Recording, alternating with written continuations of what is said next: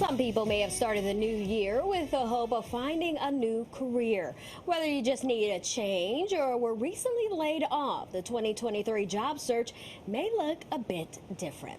Thank you for staying with us. I'm Erin LeBeau. I'm Corey Chambers in for Tamsin, and looking for a new job can be daunting, especially if you don't know who's hiring and what's available. Vicky Salemi, career expert from Monster, is joining us now to talk about making the most of that job search. Thanks so much for being with us. Thanks for having me back. Yeah, so what is the outlook looking like for 2023? The outlook is really strong. Despite economic headwinds, we're happy to say the Monster's Work Watch report for 2023 shows 92% of employers said they plan to hire, and 96% are confident they'll find the right fit, the right candidate, basically. Okay, so Vicky, who's hiring and where are you seeing the most availability as far as jobs? Yes, I'll run through part of the list with you. The registered nurses, that's the top job in terms of ads, customer service rep, sales reps, software developers, managers, hairdressers, cosmetologists, truck drivers.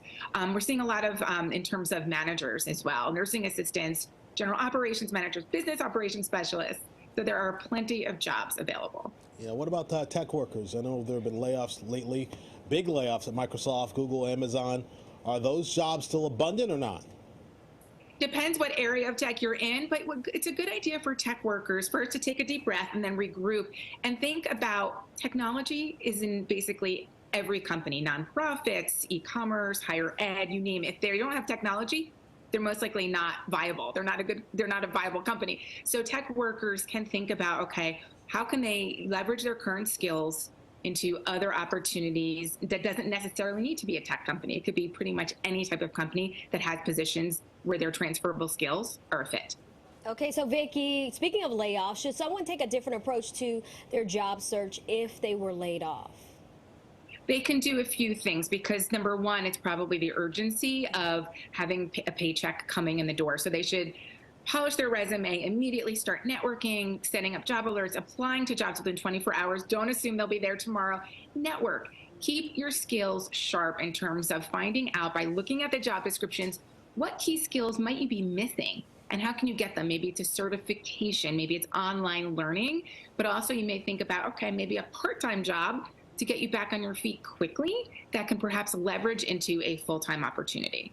And when people are laid off, I know there's no way of knowing how long that will last. So how can you keep your skills sharp? I mean, you're obviously saying go out and, be active and take a course. What else? Is there anything else you should be doing? Yeah, I would definitely keep your networking opportunities open and available. Reach out to people for informational interviews because like you said, Corey, you don't know how long this unemployment is going to last. So start picking the brains of people you know so you find out about jobs before they're even posted to get a sense of the company's cultural fit. And if they just went through a round of layoffs, you probably don't want to start working there.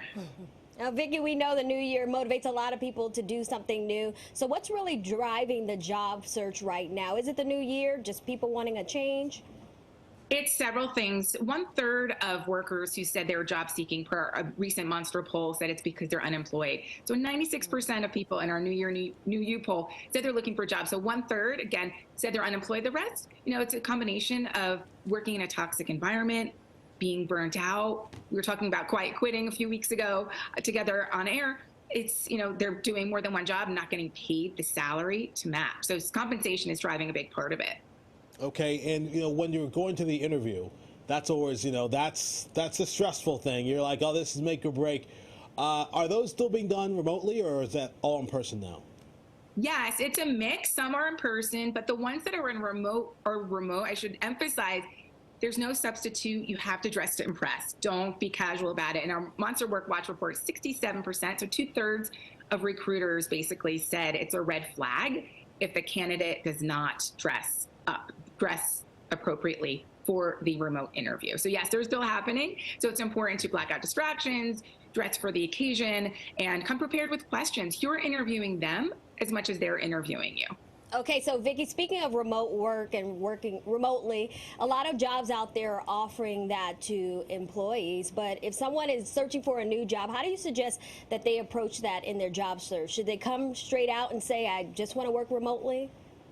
They should be transparent. And we're seeing at Monster that employers are being transparent with their job descriptions.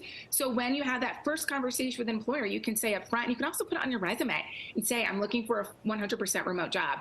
Is this a possibility? Or that you might want to be flexible. They may say, you know what, it's hybrid for the first 3 to 6 months till you're assimilated and trained, and then it could be 100% remote. So there may be a negotiation there, but you definitely should know what you want going into the job search and then articulate that to the employer to find the right fit. Hopefully they're looking for the same.